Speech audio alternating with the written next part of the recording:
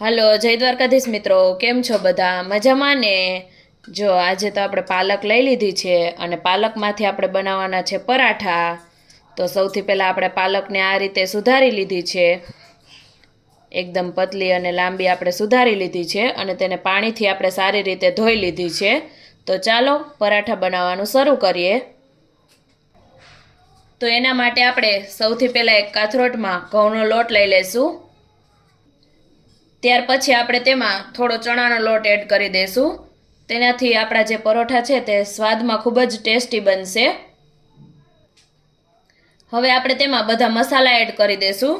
તો સૌથી પહેલાં સ્વાદ પ્રમાણે મીઠું નાખી દઈશું.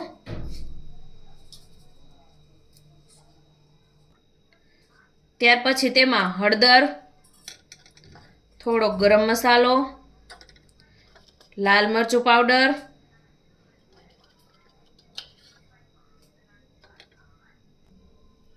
ત્યાર પછી ધાણા જીરું પાવડર, થોડીક આપણે તેમાં દળેલી ખાંડ એડ કરી દઈશું. જો તમારે એડ ના કરવી હોય તો સ્કીપ કરી શકો છો. અને થોડાક અજમાને આપણે હાથેથી ક્રશ કરી અને એડ કરી દઈશું.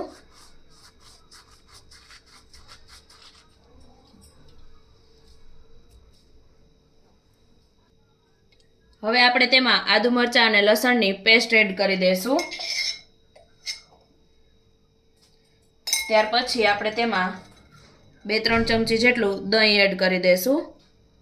દહીં નાખવાથી આપણા જે પરોઠા છે તે એકદમ સોફ્ટ બનશે અને સ્વાદ પણ ખૂબ જ સરસ આવશે. હવે પછી આપણે તેમાં થોડું તેલ એડ કરી દઈશું અને બધું મિક્સ કરી લેશું.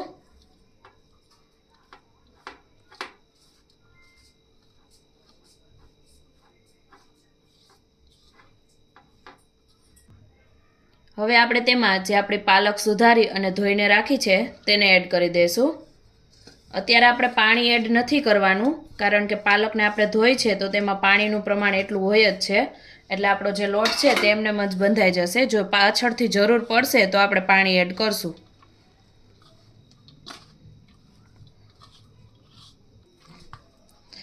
લોટ આપણે બાંધી અને તૈયાર કરી લીધો છે. હવે આપણે તેમાં થોડુંક તેલનું મોણ નાખી અને લોટને એકદમ સરસ રીતે ટૂંપી લઈશું.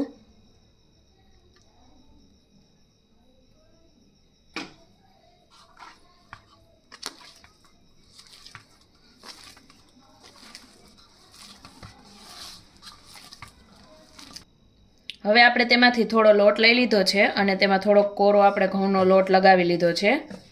તો ત્યાર પછી આપણે તેમાંથી પરોઠો વણી લેશું.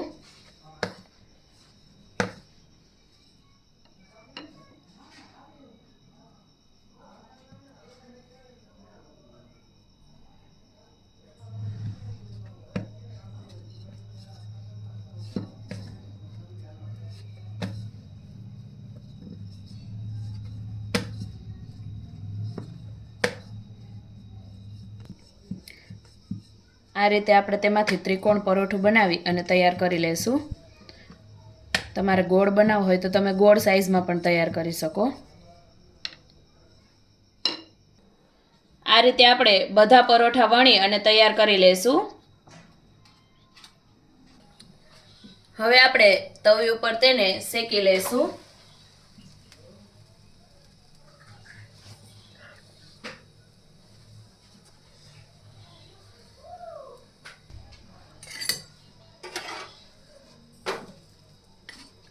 હવે આપણે તેમાં તેલ લગાવી દઈશું.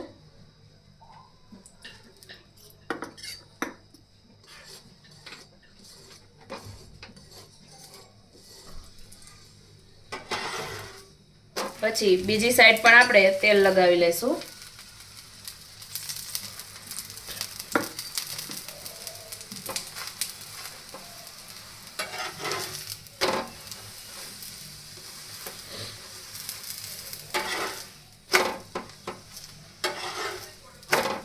બંને સાઈડ આપણે એકદમ સરસ રીતે તેને પાકવા દેશું.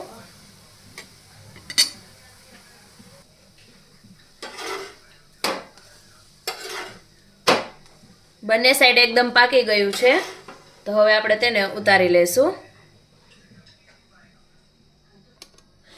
અને આ રીતે હવે આપણે બીજા બધાને પણ શેકી લેશું.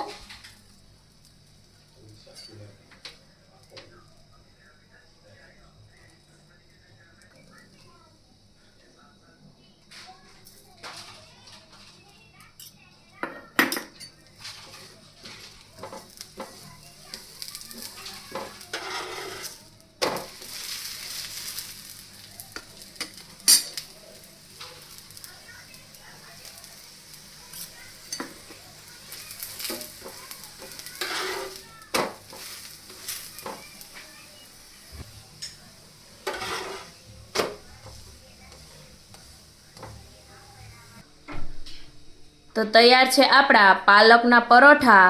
ખૂબ જ ટેસ્ટી બનીને તૈયાર થાય છે. તો તમે પણ એકવાર જરૂરથી ટ્રાય કરજો.